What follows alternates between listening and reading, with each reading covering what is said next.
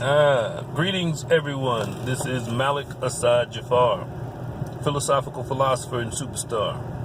Getting right to it. I want to talk about addiction for today. And a comment that came up in a conversation that I had with this individual. It was a bit disturbing, and the disturbing part about it was that the individual said that there is no such thing as addiction. And that was disturbing to me for them to make that comment because of the impact that addiction has had. And so I would like to give you a little story, if you will, to explain how addiction actually is a disease. So let's say, for example, you've got a person who is, let's say, allergic. I don't want to say allergic to strawberries. Yeah. You got a person who had a bad bunch of strawberries. You had a person who is allergic to strawberries. Okay? And you got this third person. This third person has a reaction to eating these strawberries. So when I say strawberries, I'm talking about strawberries with sugar on top of it, syrup. They eat it, boom. Okay.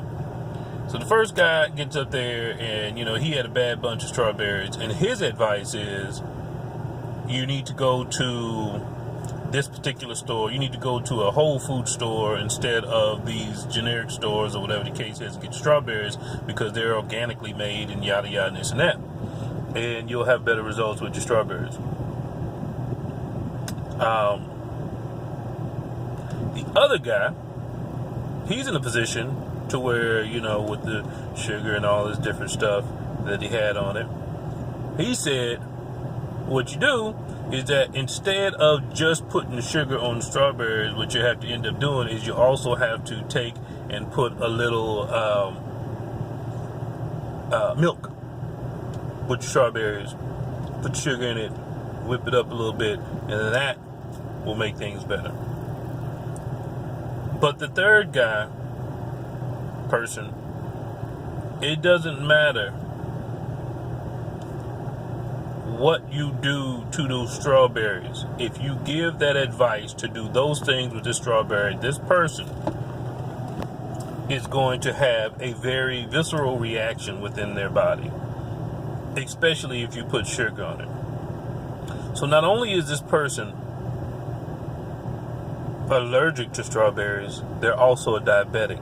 So they absolutely positively cannot put sugar on it. And I don't care what you do or say to them in regards to managing or maintaining these strawberries, they're going to have a reaction every time.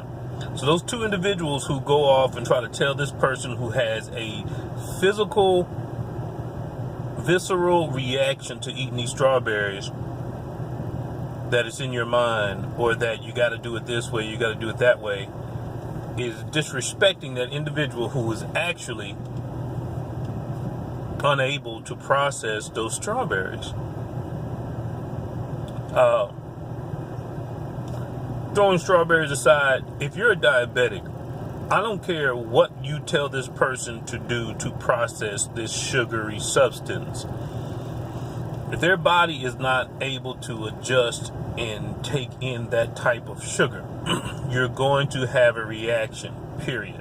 And if that diabetic does not take care of themselves and eat the foods that they need to eat and process things the way they need to process, they are going to have a reaction within their body, because diabetes is a disease. So with the same sense of addiction, addiction is a disease of the brain.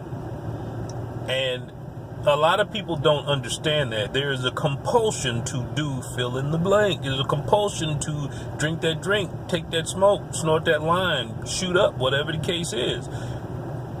Compulsion to do it. And in their mind, they haven't, in most cases, haven't stayed clean long enough to manage or use coping skills to stay away from that, because you truly cannot do those things as an addict and live appropriately. You could be a functional addict, but it will still be problematic. So, with that said, in regards to addiction being a disease, and for those that strongly feel that addiction is not a disease, I would be very careful, because you might be the one who's an addict. That's called denial. I'm not saying that people who deny the fact that the addiction is a disease are addicts. I'm just saying typically what I've experienced is that people who are in denial of their addiction process and they want to continue to keep using make statements like that. They make statements like addiction is not a disease, so it gives them an allowance to keep on using. So I would be very mindful and careful of that and do a self-assessment to see if I actually have a problem with it or not. And if you're not an addict and you believe that addiction is not a disease, fine, that's your business. But there are millions of people out there who disagree and believe that addiction is a disease. If it was heart problems or diabetes or any other disease that's out there, can you imagine what it would be like for someone to thwart an effort to try to manage the symptoms or the illness of the disease, to try to come up with, options as to how to deal with it? What would that be like for someone to shoot down opportunities or options or comments or concerns or even, ideas as to how to address that? Be unsettling as well. So with that being said, just be mindful. Be mindful of statements like that. If you're not an addict, that's fine. But please do know and please do believe that addiction is a disease of the mind. And the core of addiction is the inability to manage emotions properly. Okay? There's people do because, this can go into a debate, but people do not necessarily because of thoughts. They go into it because of emotions, but they don't really go into it because of emotions. They go into it because of a chemical reaction. And it happens so fast. You have a chemical reaction, then there's an emotion. Those two things happen so fast, and then thoughts go into the mind unconsciously as to how they're supposed to operate. If you slow down just enough to manage those two other things prior to that, you have better chance of success at staying clean and sober.